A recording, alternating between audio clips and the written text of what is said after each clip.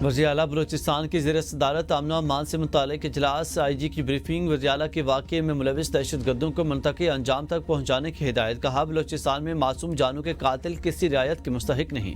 दहशतगर्दों को हर हाल में कैफरे के दाह तक पहुँचाया जाएगा। दहशतगर्दों का आखिरी हद तक ताक़ुब किया जाएगा। दहशतगर्दों ने बुज़दिली और दरिंदगी का सबूर दिया। रियासत का इसका सख्त जवाब दिया जाएगा और पाकिस्तानी शनाख्त पर मासूमों का कत्ल नाकाबिल माफ़ी जुर्म है। बेगुनाहों का खून रायगा नहीं जाएगा। तर्जुमान बलूचिस्तान हुकूमत शाहिद रिंद ने कहा, बेगुनाह शहरियों को बेहमाना तरीके से कत्ल करना फिरतन हिंदुस्तान की खुली दरिंदगी है। ये माजी के वाक़यात का ही तसलसल है। हुकूमत बलूचिस्तान इसकी शदीद मजम्मत करती है।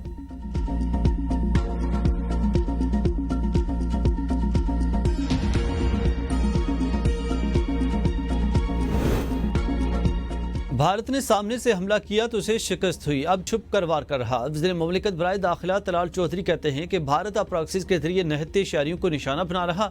बलूचिस्तान में दहशतगर्दी भारत के ऑपरेशन सिंदूर का तसलसल है। जैसे ऑपरेशन सिंदूर से निपटा, इन प्रॉक्सीज से भी ऐसे ही निपटेंगे। TTP और BLA भारत के प्रॉक्सीज के तौर पर इस्तेमाल होती हैं। दोनों दहशतगर्दों की प्रॉक्सीज के ठिकाने हमसाया मुल्क में हैं। बलूचिस्तान की सियासी क़यादत को सिक्योरिटी फोर्सेज के साथ खड़ा होना चाहिए।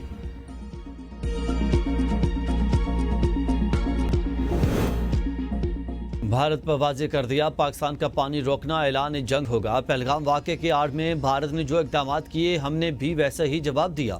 सिंतास माहदे की मअतली के बदले में हमने भारतीय प्रवाजों के लिए अपनी फ़ज़ाई हदूद बंद कर दी।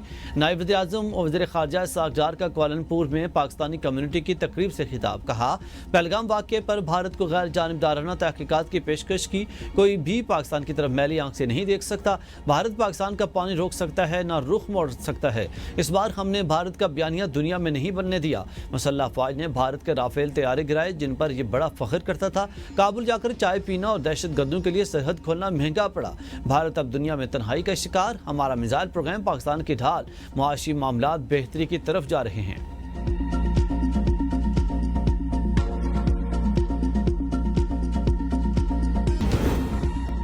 एशियन क्रिकेट काउंसिल के सालाना इजलास की मुखालिफत में भारत खुलकर सामने आने लगा और बांग्लादेश के वेन्यू की वजह से मुखालिफत शुरू कर दी। भारतीय हुकूमत और भारतीय बोर्ड का ACC के सालाना इजलास में शिरकत न करने के लिए रुकन मालिक पर दबाव। इजलास में शिरकत न करने के लिए पुरकशिश ऑफर्स भी की जाने लगी। ज़राए का कहना है कि अरकान की अक्सरियत सालाना इजलास के ढाका में होने के हक में है और सदर मोहसिन नकवी की हिमायत जारी रखने का फैसला किया है।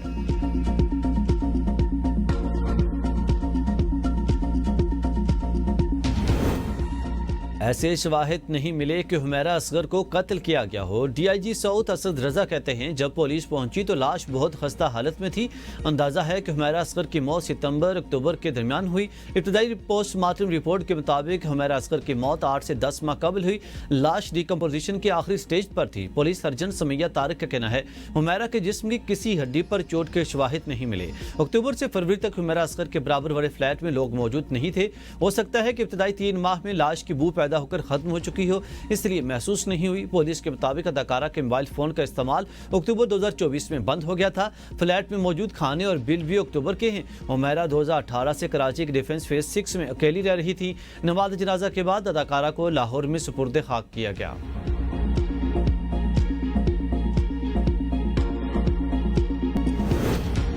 मुल्क में चीनी की कीमत की डबल सेंचुरी मुकम्मल। एक हफ्ते में फी किलो कीमत में 3 रुपये 52 पैसे इजाफे के बाद चीनी 200 रुपये किलो तक जा पहुंची। विफाकी हुकूमत ने 5 लाख मैट्रिक टन चीनी की दरामद का बाज़ाब्ता अमल शुरू कर दिया। ट्रेडिंग कारपोरेशन पाकिस्तान ने 3 लाख टन चीनी की दरामद के लिए पहला टेंडर जारी कर दिया। चीनी की दरामद के लिए इंटरनेशनल सप्लायर से बंद बोलियां तलब कर ली गई। टेंडर दस्तावेज के मुताबिक चीनी की दरामद के लिए 25,000 टन से कम की बोली मंजूर नहीं की जाएगी। चीनी की दरामद सरकारी सतह पर TCP के जरिए की जा रही है और वफाकी हुकूमत ने चीनी की दरामद पर तमाम ड्यूटीज माफ कर दी हैं।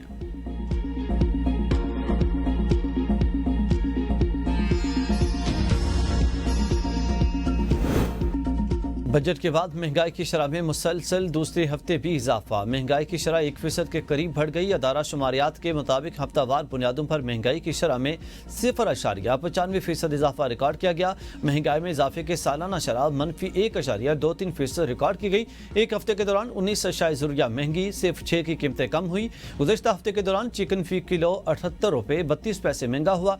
मुर्गी की कीमत 346 रुपये से बढ़कर 424 रुपये फी किलोग्राम हो गई।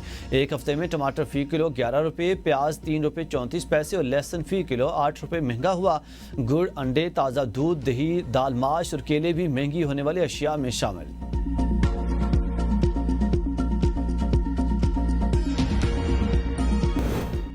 पीटीआई के 26 अरकान के नाअहली रेफरेंस का मामला। Speaker Punjab assembly Malik Ahmad Khan opposition अरकान के दरमियान मुलाकात। मुअत्तल अरकान जाती हैसियत के बजाय ओपोजिशन लीडर की क़ियादत में पेश हुए। ओपोजिशन का अरकान ने मामले पर जमहूरी रवैया रखने की इस्तदा की। स्पीकर पंजाब असम्बली ने कहा, आज की नशिस्त आपको मौका देने और जमहूरी इक़्तिदार मजबूत रखने के लिए थी। रूल्स को फॉलो करना होगा। स्पीकर के मुताबिक ओपोजिशन ने एक दूसरे को फेस सेविंग देने पर रजामंदी जाहिर कर दी है।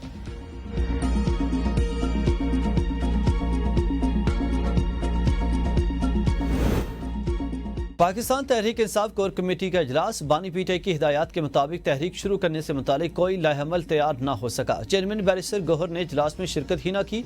सेक्रेटरी जनरल सुलेमान अकबर राजा एक बार फिर गिरफ्तार होने के खदशात का इजहार करते रहे।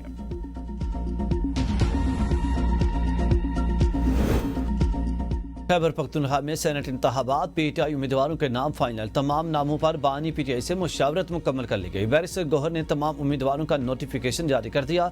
जनरल सीट के लिए मुराद सईद, फैसल जावेद, मिर्जा आफरीदी के नाम फाइनल। इरफान सलीम, खुरम जीशान भी हतमी फहरिस्त में शामिल। फैजुर रहमान और शफकत अयाज बैकअप उम्मीदवार होंगे। टेक्नोक्रेट की सीट पर आजम सवाती, इरशाद हुसैन फाइनल। नूरुल हक कादरी को बैकअप उम्मीदवार के तौर पर रखा गया। खातीन की नशिस्त पर आयशा बानो और रुबीना नाज के नाम सामने आ गए। सेनेट में खैबर पख्तूनख्वा के साथ जनरल, 2 खातीन और 2 टेक्नोक्रेट की नशिस्तों के लिए पोलिंग 21 जुलाई को खैबर पख्तूनख्वा असेंबली में होगी।